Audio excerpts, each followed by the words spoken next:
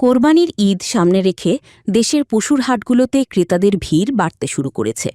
কেউ গরু, কেউ ছাগল বা ভেড়া কিনতে হাটে যাচ্ছেন। তবে অভিজ্ঞতার অভাব বা তাড়াহুড়োর কারণে অনেকেই প্রতারণার শিকার হন। বাইরে থেকে মোটাতাজা দেখালেও পরে দেখা যায় পশুটি অসুস্থ, বয়স ঠিক নয় কিংবা কৃত্রিমভাবে মোটা করা হয়েছে। বিশেষজ্ঞরা বলছেন, কিছু বিষয়ে সচেতন থাকলে সহজেই ভালো, সুস্থ ও উপযুক্ত কোরবানির পশু নির্বাচন করা সম্ভব।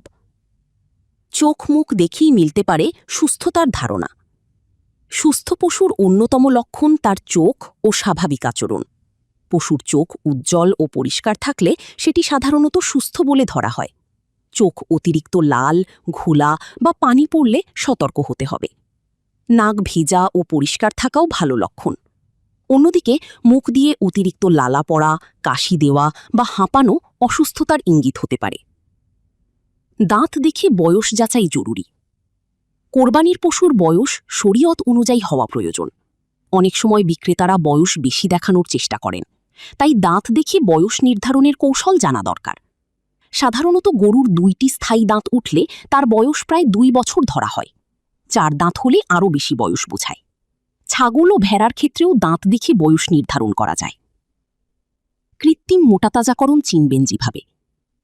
বিশেষজ্ঞদের মতে কিছু অসাধু ব্যবসায়ী দ্রুত পশু মোটা করতে ক্ষতিকর ওষুধ বা স্টেরয়েড ব্যবহার করেন। এতে পশু দেখতে বড় হলেও মাংসের গুণগত মান নষ্ট হয় এবং স্বাস্থ্য ঝুঁকি তৈরি হতে পারে।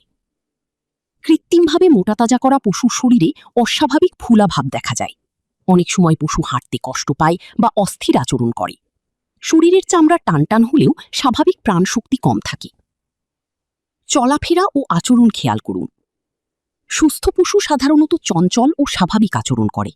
খুঁড়িয়ে হাঁটা, বারবার বসে পড়া বা চলাফেরায় সমস্যা থাকলে সতর্ক হওয়া উচিত। পশুর শরীরে ক্ষত, ঘা বা চামড়ার রোগ আছে কিনা সেটিও ভালোভাবে দেখে নিতে হবে। লেজ, কান ও খুর পরিষ্কার থাকাও গুরুত্বপূর্ণ।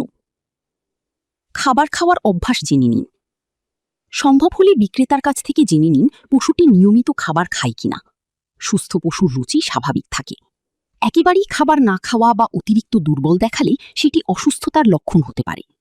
অনেক সময় অতিরিক্ত পানি বা খাবার খাইয়ে পশুকে সাময়িকভাবে বড় দেখানোর চেষ্টা করা হয়। হাটে নিরাপত্তার বিষয়েও সতর্কতা জরুরি। কোরবানির হাটে ভিড় বেশি থাকায় চুরি, ছিনতাই ও প্রতারণার ঘটনাও ঘটে। তাই সঙ্গে অতিরিক্ত টাকা বা মূল্যবান জিনিস না রাখাই ভালো। সম্ভব হলে মোবাইল ব্যাংকিং বা ব্যাংকের মাধ্যমে লেনদেন করা নিরাপদ। একা না গিয়ে পরিচিত কাউকে সঙ্গে নেওয়ার পরামর্শও দিয়েছেন সংশ্লিষ্টরা। দরদামের আগে বাজার যাচাই করুন।